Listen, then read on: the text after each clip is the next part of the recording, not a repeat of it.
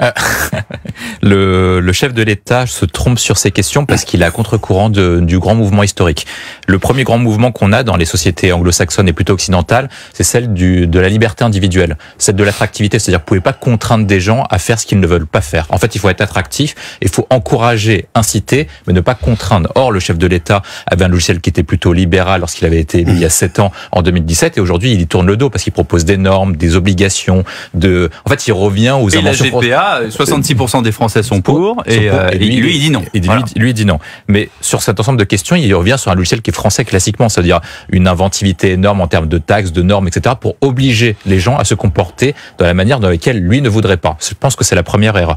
Le deuxième point du grand mouvement qu'on a, c'est que dans les mouvements dits du Sud global ou orientaux, on revient plutôt sur une logique de tradition. Ça veut dire que lorsque vous prenez les États comme la Russie, la Chine, etc., ils sont plutôt sur un autre logiciel qui est celui du logiciel anglo-saxon, en opposition, qui revient sur les traditions et porter un projet civilisationnel. Or, Emmanuel Macron, pour moi, se trompe parce qu'en fait, il se met au milieu. En fait, c'est un peu là en même temps. Il fait ni l'un et ni l'autre, alors qu'il faudrait faire soit le mouvement emprunté par les anglo-saxons qui correspond aux grandes mutations des sociétés occidentales et de la jeunesse occidentale qui veut dire mon choix, ma vie, etc. Donc je fais ce que je veux. Et l'autre choix qui est porté par d'autres sociétés qui se dit le chemin emprunté n'est pas le bon. Donc du coup, on essaie de porter un chemin qui est différent, qui est davantage porté sur les traditions, etc. pour dessiner un projet de société. Si par cas vous faites ni l'un ni l'autre, vous êtes perdant des deux côtés. C'est très intéressant. Le point qu'il a, c'est que je pense que il avait un logiciel qui était, lorsqu'il arrive en 2017, il avait une vision qui était similaire aux anglo-saxons, comme Tony Blair, comme Bill Clinton, comme Barack Obama, etc. Je pense qu'il a vu que ce monde-là n'était plus adapté au monde actuel parce que, en gros, le monde de Fukuyama n'existe plus. C'est-à-dire que on pensait qu'il y avait une victoire inexorable des démocraties libérales, etc. Et qu'il n'y aurait plus jamais de guerre. Qu'il n'y aurait plus jamais de guerre, etc. Bon, bref, finalement, Francis Fukuyama dans les années 90. Ça n'arrive plus. La fin de l'histoire est arrivée finalement la fin de l'histoire de son idée. Ouais. Le point qu'il a, c'est qu'il s'est adapté, mais je pense qu'il s'est adapté sur les mauvais segments et qu'il emprunte un logiciel parfois qui est proche davantage de celui de Jacques Chirac. Donc, c'est-à-dire qu'en fait, il reprend certaines traditions françaises. En gros, ça veut dire que sur les questions économiques et sociales, il devient davantage Ratsoc. En fait, en gros, faut pas bouger, faut pas faire de réformes économiques, il faut davantage augmenter les dépenses publiques et les normes.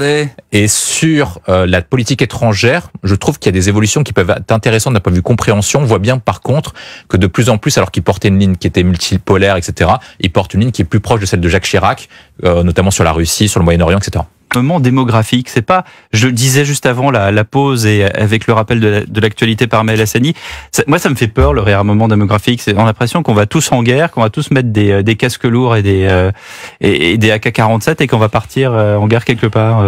William T. Je comprends parce que le monde n'est plus le même que celui qu'on avait connu après celui de la chute du mur de Berlin. On assiste à une grande mutation mondiale qui repose notamment sur une plus grande conflictualité, sur un réveil des empires. Vous avez des empires maintenant qui veulent imposer une domination régionale. C'est le cas de la Fédération de Russie, c'est le cas de l'empire de la Turquie d'Erdogan qui veut ressusciter l'empire ottoman, c'est le cas de l'Iran qui veut redevenir comme l'empire perse, c'est le cas de la Chine Xi Jinping rêverait de redevenir un empereur chinois comme à l'époque des Qing, et c'est également le cas de l'Inde. Donc ça veut dire que ces grands empires-là veulent imposer un monde qui est davantage conflictuel. Or nous, les Européens, on s'est contenté des dividendes de la paix, on a choisi un chemin qui n'était pas forcément le bon. Et je pense que le discours du président de la République est celui d'encourager et celui de dessiner une vision qui est celle d'un monde qui sera beaucoup plus conflictuel, qui sera beaucoup plus dur, et de préparer les esprits et les Français à pouvoir éventuellement reprendre le combat, non pas pour aller se battre pour faire la guerre, mais pour éviter la guerre, il faut être fort. On l'a vu notamment sur le cas de l'Ukraine, c'est-à-dire que vous attaquez jamais un pays qui est en bon état et qui est en situation de pouvoir riposter. Et aujourd'hui, voilà. Et aujourd'hui, lorsque nous on se concentre beaucoup sur la conflictualité entre la Chine et les États-Unis, quand on regarde le récit donné par l'ensemble des grands dirigeants de ce monde, il y a une zone faible dans le monde, c'est l'Europe, qui est considérée comme le ventre mou de la civilisation mondiale. Et aujourd'hui, je pense que l'objectif de tout dirigeant, c'est de pouvoir réimposer et de montrer qu'on est capable de se réveiller, de redevenir une grande nation. Vous parlez des Jeux Olympiques, et de montrer qu'on est qu'aujourd'hui capable, ce qu'on a fait pendant plus de 1000 ans, c'est-à-dire redevenir une des 5 plus grandes nations du monde, et surtout devenir un phare, un espoir pour l'ensemble d'une civilisation. Et ces mots que vous dites, William, oui, ça vous donne une idée. C'est fantastique. William T. Bravo. De toute façon, il y a deux solutions. Soit c'est de l'antisémitisme pur et dur et c'est un délit, soit c'est de la connerie et ça ne vaut guère mieux. Donc je pense que ces personnes-là... Vous plagiez Aurore Berger, qui disait ça à propos des étudiants de Sciences Po. Soit ils sont incultes, soit ils sont antisémites. Dans les deux cas, c'est un problème puisqu'ils sont à Sciences Po. Eh ben, elle a raison, parce qu'en fait... Je pense qu'il faudrait distinguer les dirigeants des militants, enfin en tout cas des sympathisants de la cause. Les dirigeants savent parfaitement ce qu'ils font et ils le font au nom d'un discours antisioniste pour masquer un véritable antisémitisme, comme ça a été rappelé au nom de l'aide d'Israël. Je pense par contre, pour avoir parlé, pour voir un peu les discours qui sont tenus par des militants qui sont beaucoup plus jeunes, que ceux-là en fait ont une véritable méconnaissance à partir du moment où vous diffusez des extraits qui comparent en fait ce qui s'est passé dans les ghettos de Varsovie et ce qui se passe actuellement en Palestine. Donc là, c'est purement de la bêtise, c'est purement un manque de connaissances historiques et ça repose sur le fait que il y a beaucoup de pans entiers de notre histoire qui ne peuvent plus être aujourd'hui enseignés à l'école, notamment dans beaucoup de quartiers et dans beaucoup d'écoles dites de ZEP et de REP. La question essentielle, c'est comment faire société commune avec des gens qui ne partagent pas du tout les mêmes valeurs et la même vision que nous. Vous avez des gens aujourd'hui qui ne partagent pas du tout la même histoire. On parle de l'histoire européenne. L'histoire européenne a été marquée pendant la Seconde Guerre mondiale par une chose auquel on s'est dit plus jamais ça. Pourtant, vous avez des personnes qui aujourd'hui participent indirectement ou directement au fait qu'il y a eu le plus d'actes antisémites depuis la Seconde Guerre mondiale, après les drames du 7 octobre. Et pourquoi ces gens-là, devraient faire cause commune et société avec nous? Je pense que c'est une véritable question qu'on doit poser. Jean-Claude Dacier, de Marseille, des festivités dignes de ce nom, William Tay? C'est une impression qui est mitigée parce que on a travaillé un peu sur la question des Jeux Olympiques et on s'est beaucoup concentré sur la réussite des Jeux Olympiques de Pékin de 2008 et de Londres de 2012. Et on voit bien qu'en fait, il y a quand même un chemin qui se dessine à chaque fois, c'est que les Jeux Olympiques qui sont considérés comme un succès empruntent à peu près 3 critères.